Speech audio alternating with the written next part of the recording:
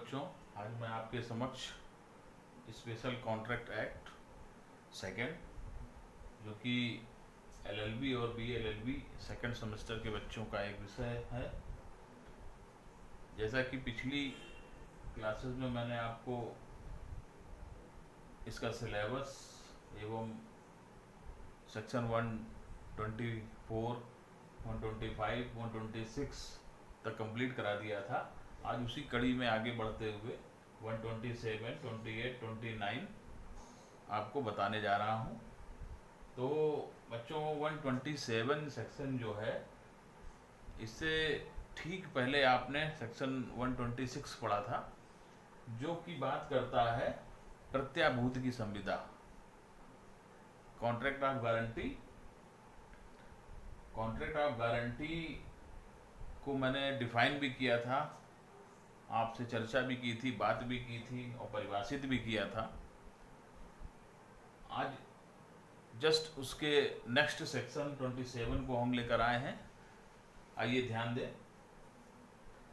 Section 127 कहता है प्रत्याभूत के लिए प्रतिफल। हम वहां पर ये समझते चले आ रहे थे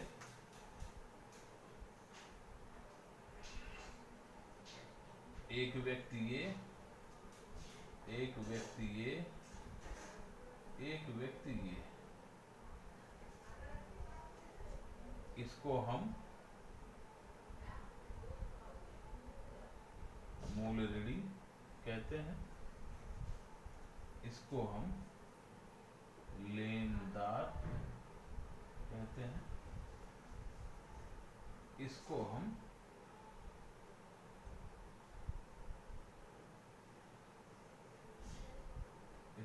प्रतिभू, प्रतिभू यानी गारंटर।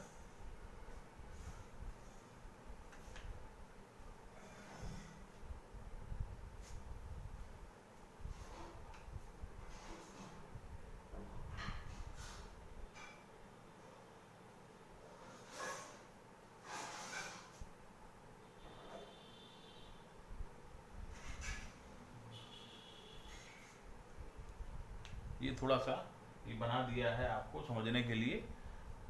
जैसा कि मैंने प्रत्याभूत की संविदा एक बार और बताए रहे हैं, ये संविदा इन दोनों के मध्य होती है, ठीक। और ये संविदा पूर्ण कब होती है? जब ये एक गारंटर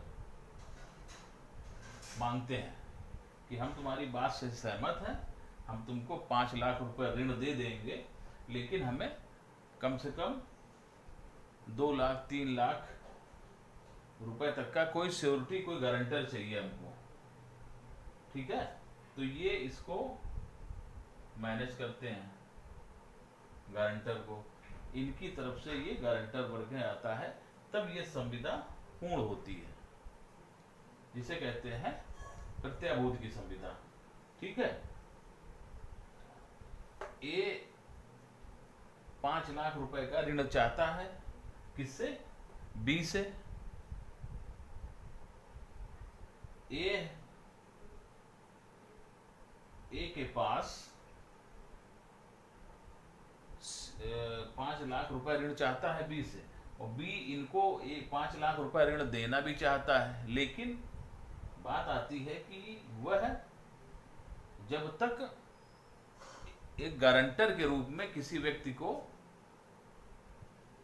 गारंटी में नहीं रख लेता है, किसी संपत्ति के पेपर या कोई बहुमूल्य वस्तु, ठीक है, उसको ये लगता है कि ठीक है, तुम सही हो, तुम्हारी बात सही है, हम तुम्हारी बात से सहमत है, लेकिन भविष्य में किसी ने कुछ नहीं देखा है, कल क्या परिस्थितियां हो, क्या समस्या हो, आप पैसे लेके भाग जाओ या आप ना चुका पाओ, इस कंडीशन में हमारा 5 लाख रुपया तो गया। इस गारंटी के लिए, सिक्योरिटी के लिए आप किसी थर्ड पर्सन को लाइए जो आपकी गारंटी ले कि यदि ये ऐसा ऋण चुकाने में अक्षम होंगे तो ऐसे ऋण की भरपाई इनसे की जा सके। क्लियर? तो ये तो आपकी हो गई प्रत्याभूत की संविदा।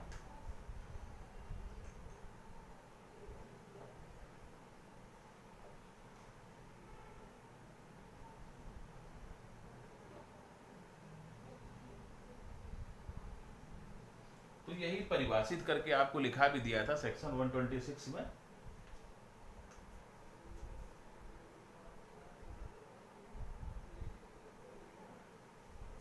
क्लियर? अब इसको ध्यान में रखते हुए पूरे ये आपकी जो ड्राइंग है इसको 127 को देखिए। प्रत्याभूत के लिए प्रतिफल, ये जो प्रतिभू है ये प्रत्याभूति देता है, अपनी गारंटी देता है। किसको?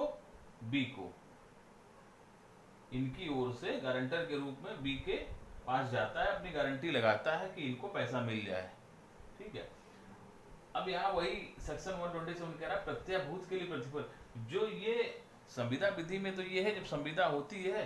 अब यहाँ पर कितनी संविदाएं हो रही हैं? एक संविदा इनके बीच, एक संविदा इनके बीच, एक संविदा इनके बीच। यानी पहली संविदा इनके बीच हो रही 5 लाख रुपए लेने की, और ये स्वीकार कर रहे हैं देने के लिए, और इनके साथ संविदा ये हो रही है। यदि ये भाग जाता है या कुछ हो जाता है तो उसका ऋण आप चुकाएंगे। इनसे ये संविदा हो रही है कि हम 5 लाख रुपए में मिल जाएंगे, आप अपनी गारंटी लगा दीजिए। तो तीनों के साथ एक दूसरे से परस्पर संविदाएं हैं। ठीक है, दिख रही होंगी। तो यहाँ पर ये बात आती है, जो ये प्रतिभू है जो प्रत्याभूति दे रहा है, इसकी इनके साथ जो संविदा है उसमें प्रतिफल क्या है? क्योंकि हम पढ़ाते चले आ रहे हैं पिछले सेमेस्टर में कि बिना प्रतिफल के संविदा मान्य ही नहीं होती है। तो इनको प्रतिफल क्या मिल रहा है? इनको इनका गारंटर बनकर इन्हें क्या प्रतिफल मिल रहा है? इनकी भी संविदा कैसे पूर्ण हो रही है, उसमें प्रतिफल क्या है? तो वही बात यहाँ लिखी है, प्रत्याभूति के लिए प्रतिफल मूल ऋणी ये है ए के हित के लिए कही गई कोई बात, मूल ऋणी के हित के लिए कही गई कोई बात या किया गया कोई कार्य प्रतिभू द्वारा प्रत्याभूति दिए जाने का प्रतिफल है। इनके लिए कही गई कोई बात, इनके द्वारा किया गया कोई कार्य, जो भी ये प्रतिभू से कहते हैं, और वही इनके लिए प्रतिफल होगा प्रतिभू के लिए। क्लियर? अब आते हैं सेक्शन 128 में। प्रतिभू का दायित्व ये है, इनका दायित्व क्या है? इनका दायित्व पूछा गया है, इनका दायित्व क्या है? अभी 127 में पूछा जा रहा था कि ये जो संविदा हो रही है इन तीन लोगों के मध्य, ये संविदा ये 127 है, इनके लिए प्रतिफल क्या है? इनके लिए यही प्रतिफल है जो इनके द्वारा कही गई बात कि मैं 5 लाख रुपए किस रूप में कितने समय तक चुका दूंगा, और इनसे द्वारा जो कही गई बात कि आप अपनी गारंटी लगाए रखिए और जो भी प्रॉफिट होगा आपको देते रहेंगे या आपके लिए कोई कार्य करते रहेंगे। तो तीनों की संविधाएं 127 में प्रत्याभूति के लिए प्रतिफल आ गया। और प्रतिभू का दायित्व, और ये सेक्शन 128 इसमें क्या है? जब तक संविदा अन्यथा उपबंधित ना किया गया हो, जब तक संविदा द्वारा अन्यथा उपबंधित ना किया गया, प्रतिभू का दायित्व मूल ऋणी के दायित्व के समान बना रहता है। यानी यहाँ पर कोई एक्स्ट्रा बात नहीं है, जो कि संविदा ऋण मूल ऋणी ऋण ले रहा है, संविदा द्वारा शुरुआत में ही यदि किसी अन्य प्रकार की संविदा कर ली गई होती, लेकिन जब तक अन्यथा उपबंधित ना किया गया, अन्यथा कोई संविदा ना की गई हो, सामान्य संविदा की गई हो, ऐसी परिस्थिति में जो मूल ऋण का अधिकार होगा वही प्रतिभू का भी दायित्व होगा, वही दायित्व प्रतिभू का भी होगा, इसके समान इसका दायित्व होगा। यानी कल यदि ये भाग जाता है या मर जाए या कुछ भी हो जाए, उस कंडीशन में बी का कर्ज सी इसी के समान पैरेलल अधिकार के परिणाम स्वरूप निभाना पड़ेगा। यानी इसका समान वही लिखा है प्रतिभू का दायित्व मूल ऋणी के दायित्व के समान ही बना रहता है, यानी प्रतिभू का दायित्व मूल ऋणी के दायित्व समान बना रहता है। इनके प्रति दोनों का दायित्व समान है, चाहे ये संविदा पूरी करे चाहे ये संविदा पूरी करे। क्लियर। अब सेक्शन 129 क्या कहता है? चलत प्रत्याभूति, ऐसी प्रत्याभूति जो संव्यवहारों के किसी क्रम तक अथवा किसी विनिर्दिष्ट अवधि तक विस्तृत होती है, वह चलत प्रत्याभूति कहलाती है। यानी कंटिन्यू गारंटी, कंटिन्यू गारंटी, ऐसी गारंटी। अब ऐसी प्रत्याभूति जो संव्यवहारों के किसी क्रम तक, अब सपोज करिए ए बी से ऋण ले रहा है, बी ऋण दे रहा है, और इसने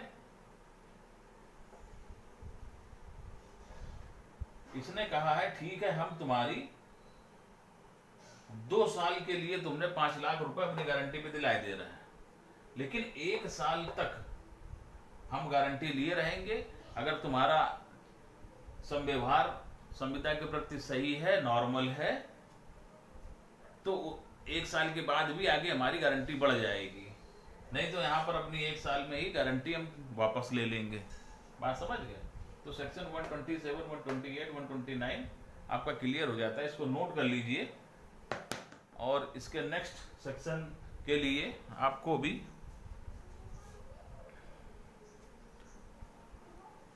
आगे बताने जा रहा हूं। इसको साफ कर दें।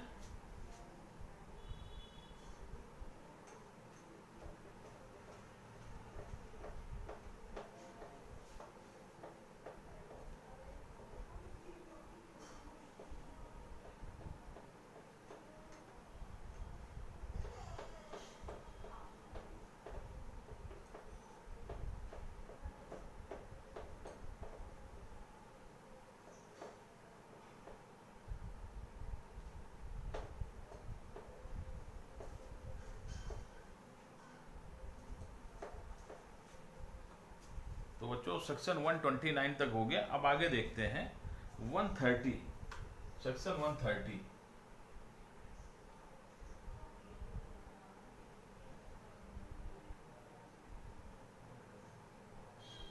सेक्शन 130 क्या है?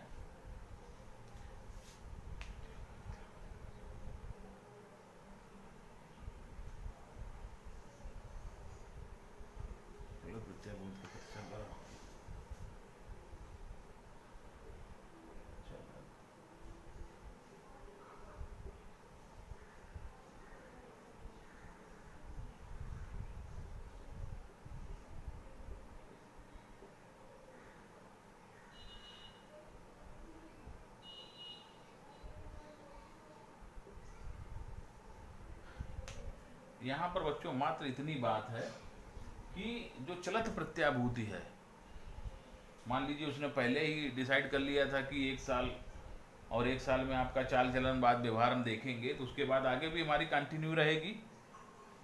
अगर उसको लगता है 1 साल तक ही कि अब इनके साथ संविदा आगे नहीं बढ़ानी चाहिए, तो ऐसे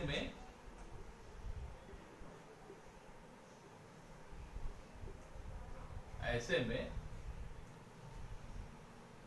जो प्रतिभू होगा, प्रतिभू ये है मूल ऋणी,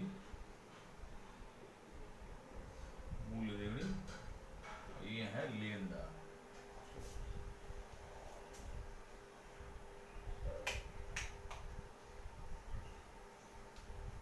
ये है लेनदार। जब इनको लगता है कि ये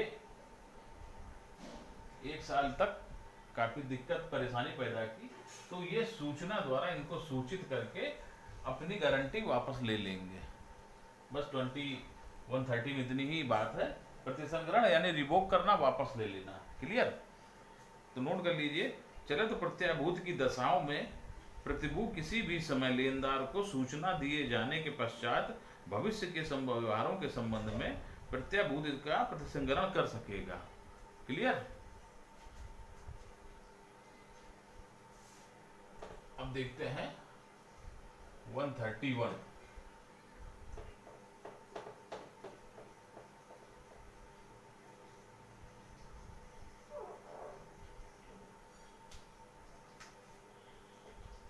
131।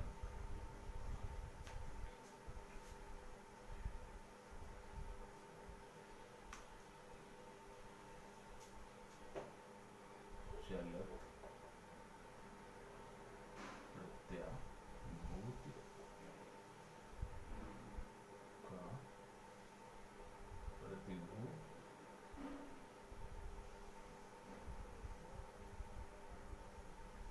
की मृत्यु पर प्रभाव। देखिए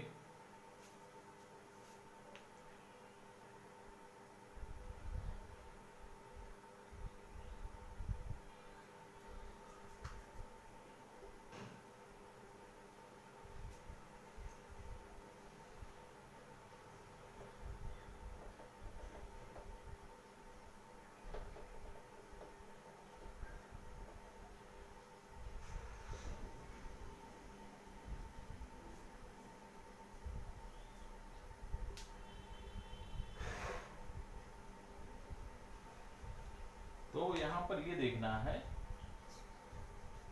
यदि कोई इस प्रकार की संविदा होती है तो जो लेनदार होता है वो हर तरीके से अपने आप को, गारंटर को देख परख कर क्लियर कर लेता है।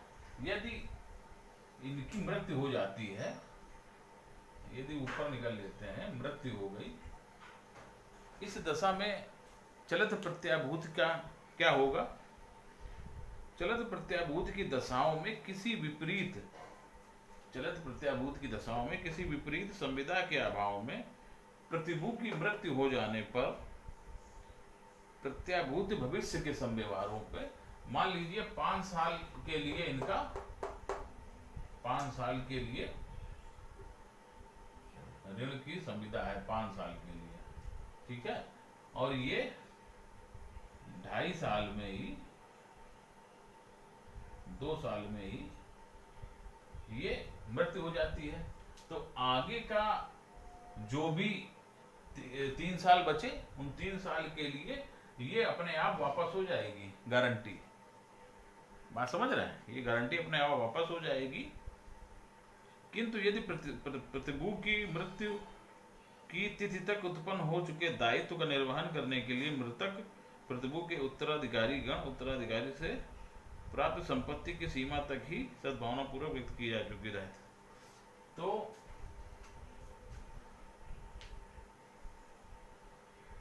इनकी मृत्यु होने पर वो अपने आप गारंटी वापस हो जाएगी। और प्रतिभू की मृत्यु की तिथि तक उत्पन्न, जिस डेट को इनकी मृत्यु होती है, हो चुके दायित्व का निर्वहन करने के लिए मृतक प्रतिभू के उत्तराधिकारी गण उत्तराधिकार में प्राप्त संपत्ति की सीमा तक ही, जिसे कि सद्भावना पूर्वक व्ययनित न किया जा चुका हो, दायित्वाधीन बने रहेंगे। यानी जिस तिथि तक, उस तिथि के बाद तक यदि जो भी प्रतिभू के हिस्सा, या ज्वाइंट फैमिली में था प्रतिभू, उसके हिस्से में जो भी संपत्ति आती है, यदि उस संपत्ति उनके उत्तराधिकारियों के पास है, अगर ऐसी संपत्ति का सद्भाव पूर्वक खर्च ना की गई हो, ऐसे पर तो इनकी लेनदार की गारंटी बनी रहेगी। ठीक है, तो ये सेक्शन 131 भी आपका आज समाप्त हो गया है। अब नेक्स्ट सेक्शन में पुनः आपसे मुलाकात होगी। तब तक जितना आज हमने पढ़ा दिया है उसको नोट कर लीजिएगा, रिवाइज कर लीजिएगा, और नेक्स्ट क्लास में पुनः आपसे मुलाकात होगी। धन्यवाद।